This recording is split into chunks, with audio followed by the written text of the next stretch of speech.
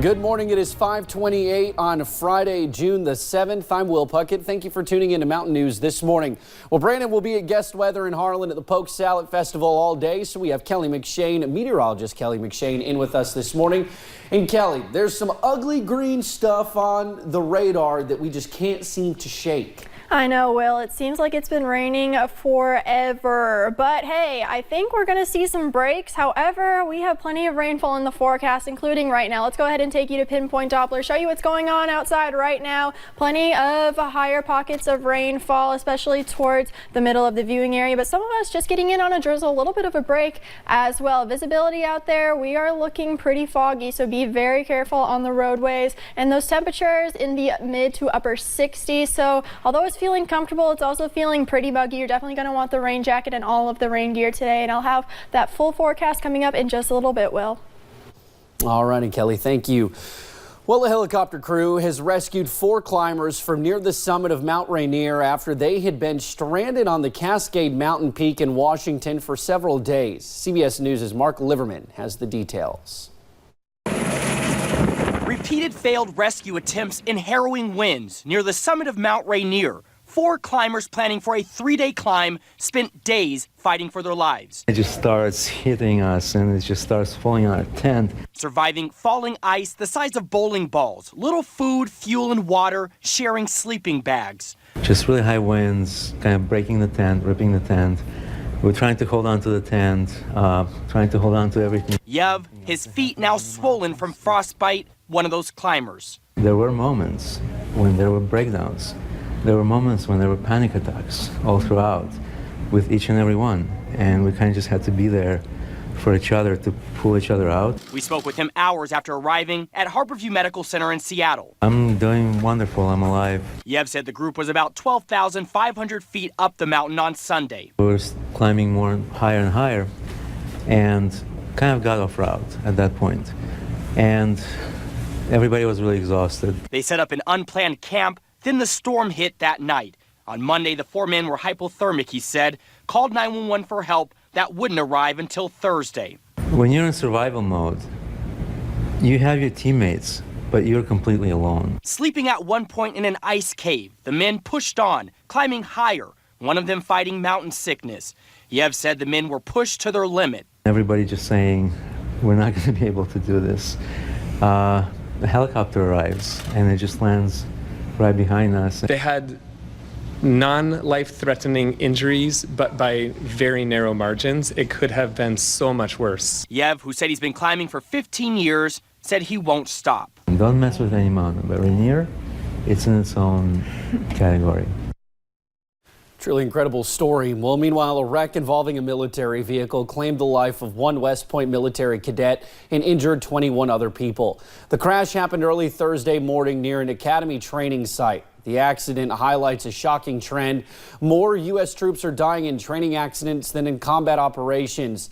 In 2017 alone, nearly 4 times as many service members died in training as were killed in combat, according to a government report. Officials say the training exercises provide practical experience. We want to make sure that our soldiers and our cadets train in realistic training environment. So this is part of our realistic training. The incident involved a light medium tactical vehicle typically used to provide help during natural disasters like floods or wildfires. An investigation is underway. Today, the day after the 75th anniversary of the D-Day landings, a Kentucky World War II veteran who was wounded in the Battle of Normandy will be awarded France's highest distinction. 95-year-old Alvin Perry is receiving the French Legion of Honor for his participation in the liberation of France. Perry was wounded in July of 1944 and captured by enemy forces. He spent 10 months in captivity before being liberated by American troops in April of 1945. The event is scheduled to take place at 2 p.m. at the Thompson Hood Veterans Center in Wilmore and is open to the public. Well, family and friends of Robin Holbrook gathered together yesterday to remember his legacy. Holbrook died last week as the result of a motorcycle crash, bringing out a wave of support from those who knew him. He worked as a physician's assistant at the Eula Hall Health Center in Grethel for almost 30 years, building up a community of people who say they will never forget him. Co-workers say Holbrook put his all into the job. It just wasn't a job for him. It was a passion. Holbrook was escorted to the cemetery by Riding for the Sun, a Christian motorcycle ministry.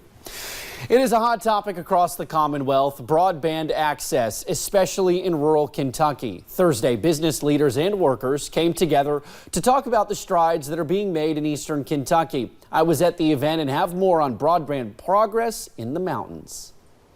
For workers like Yvette Shepard, jumping into the job field was almost a no-brainer. I can go now from home, work in my pajamas, go from one room to the other, good to go.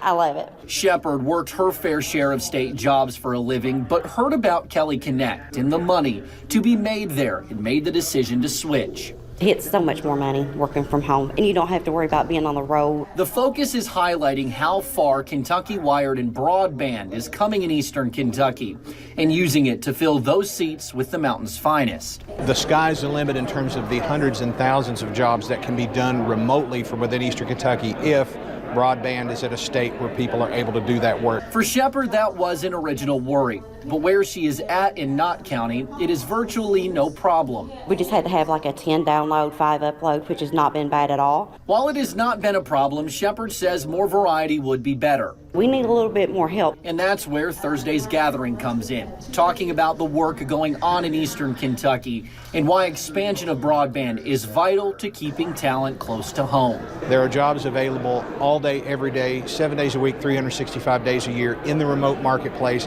if you have the skills to do them. Skills and connectivity to keep Appalachia moving forward. Officials with SOAR and EKSEP still have faith that Kentucky Wired will be completed, opening up key avenues to connectivity in the mountains. Well, a complaint about possible drug activity led the Laurel County Sheriff's Office to a convicted felon, nearly 90 guns, and 4 separate DUI charges. Searching Donald Jones's home along East Highway 1223, deputies found marijuana, a large sum of cash, and 87 guns, 2 of which were reported stolen. 4 people later showed up in his driveway. Deputies arrested Eddie Wilburn, Kristen Swanner, Heather Sizemore, and Robin Weaver for all appearing to be under the influence. Jones says he never realized he had so many guns in his house, nor did he know any of his visitors. They run my license and they said I was convicted felony. I don't know if I had any guns in the house. I said I might have 2 or 3. With our drug dealers is that they generally will take in stolen property, including weapons, to trade for drugs. So that's why we feel like that there was such a large number of weapons at this residence. Jones is charged with possession of a handgun by a convicted felon, receiving stolen property and drug charges. The other 4 individuals face DUI charges also. Well, police in Barberville arrested 5 people at a home in the Gray community of Knox County after getting tips about possible stolen guns and drug trafficking. WYMT's Hannah Reynolds talks to Barberville police about what they found.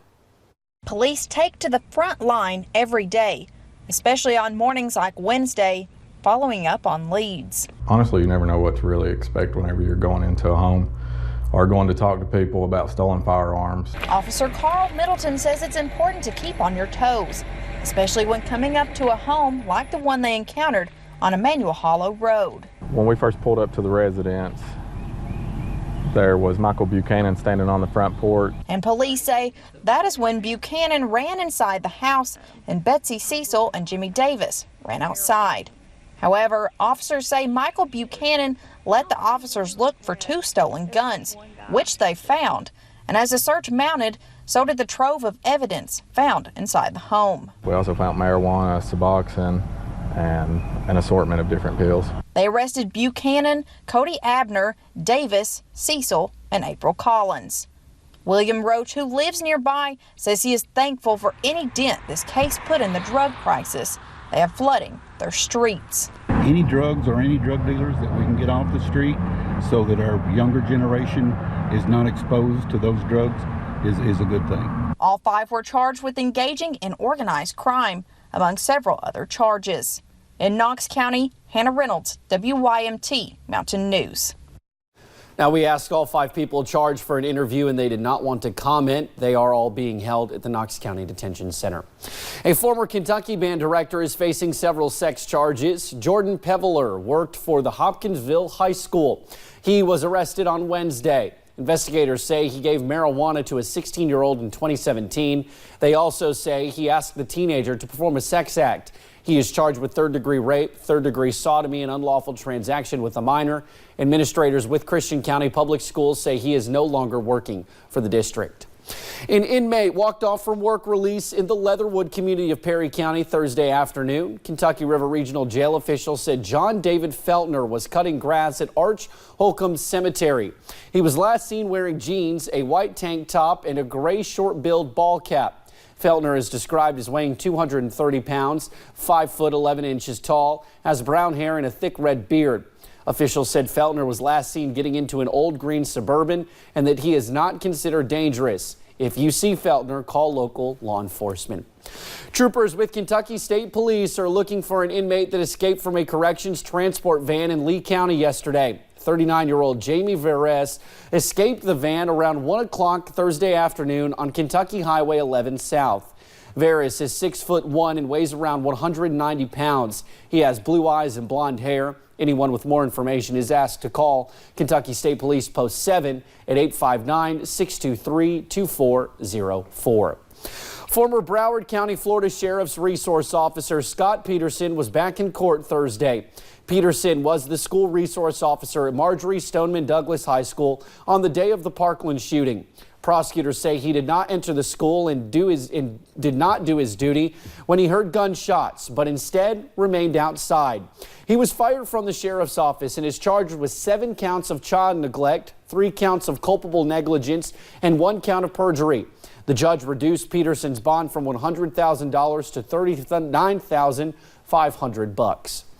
And later, 2 poodles prove that dogs really are man's best friend when they save their family's lives.